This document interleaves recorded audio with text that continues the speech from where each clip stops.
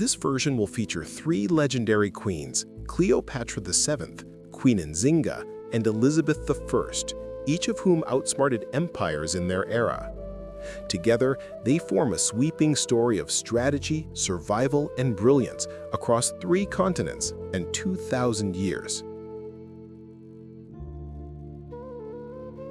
Throughout history, empires have risen and fallen, built on conquest, gold, and power.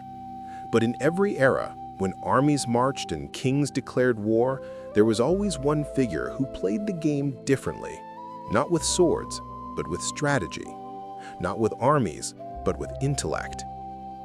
This is the story of 3 queens, women who faced the might of entire empires and outsmarted them all. Cleopatra of Egypt, Nzinga of Ndongo, and Elizabeth of England.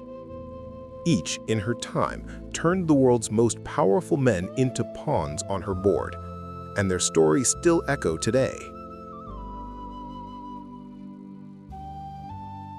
Cleopatra, the queen who played Rome. In 51 BC, a teenage queen named Cleopatra VII Philopator took the throne of Egypt, an empire already trembling under the shadow of Rome. She was only 18. Her kingdom was rich but fragile, drowning in debt to Caesar's Rome. Her enemies thought she'd crumble. Instead, Cleopatra learned the first rule of survival. When you can't overpower an empire, outthink it. When her brother exiled her, she didn't flee in shame. Legend says she rolled herself inside a rug and was smuggled straight into Julius Caesar's private chambers. When the rug unfurled, out stepped Cleopatra, dressed in gold, unarmed and unafraid. That night, the most powerful man in the world met the most dangerous woman he'd ever know. By morning, Caesar wasn't her enemy, he was her ally. Cleopatra didn't win Rome's favor with beauty, she won it with intellect. She spoke 9 languages, could debate politics with senators, and understood economics better than half of Rome's treasury. With Caesar's support, she reclaimed her throne, but she wanted more than survival.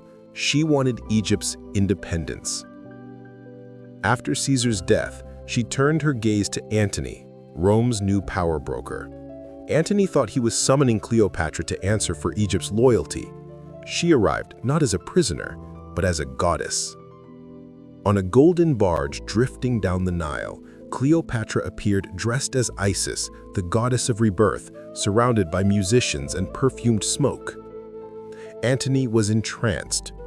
Rome's most feared general fell under her spell, and for 10 years, Cleopatra kept Egypt free by mastering the politics of seduction and diplomacy.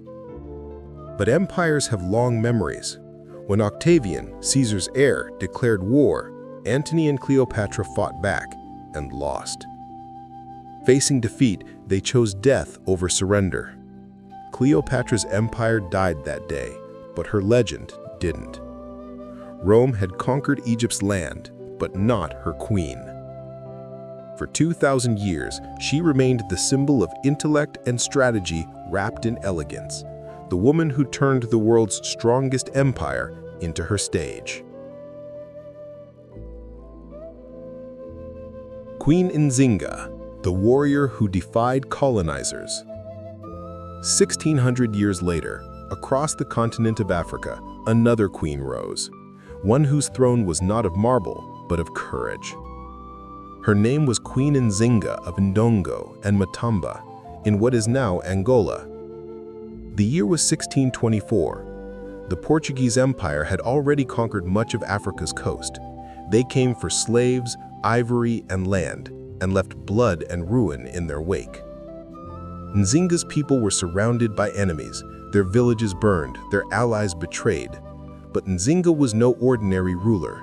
She was a strategist, diplomat, and warrior, trained from childhood in politics and battle.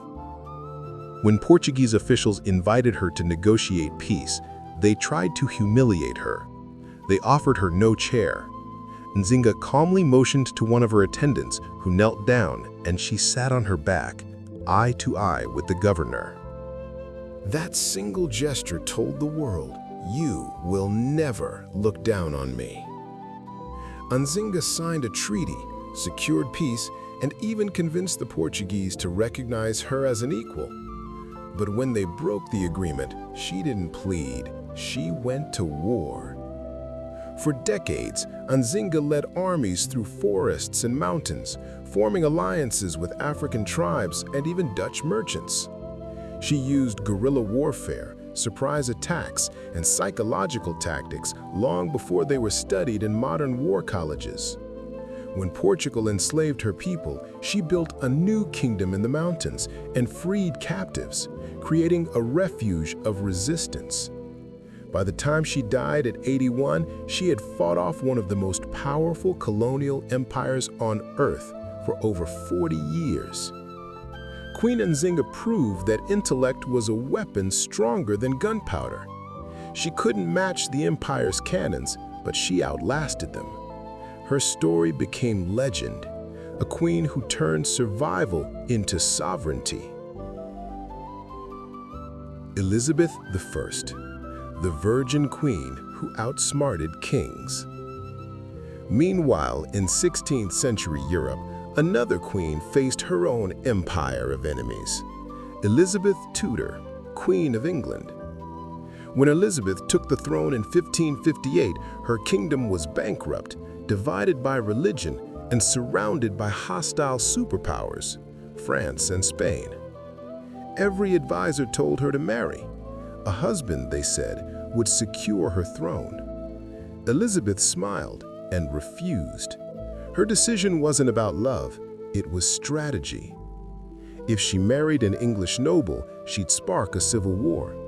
If she married a foreign prince, she'd hand England to another empire. So she married no one. And instead, she married England itself. She became the Virgin Queen, a symbol of purity and power who ruled alone, untouchable by kings. Elizabeth transformed diplomacy into art.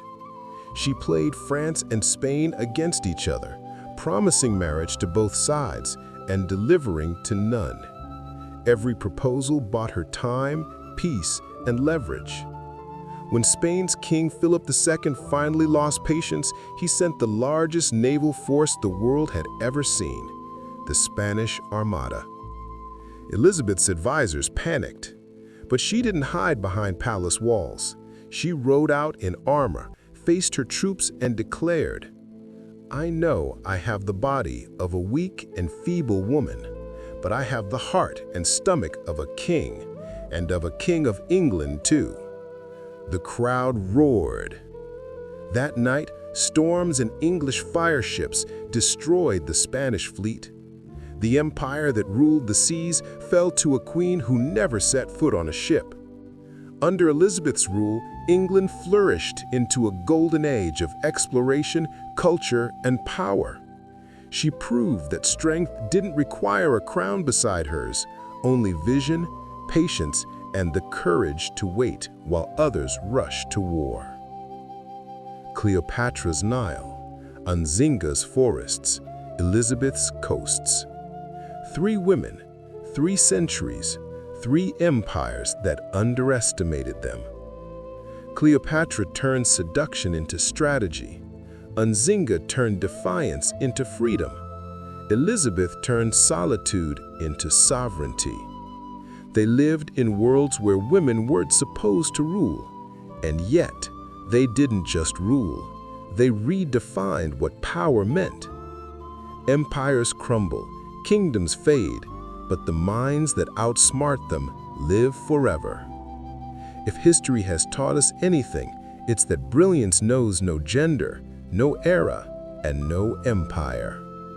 If you enjoyed this story, leave a like and subscribe, and join us next time as we uncover the hidden strategies that shaped our world.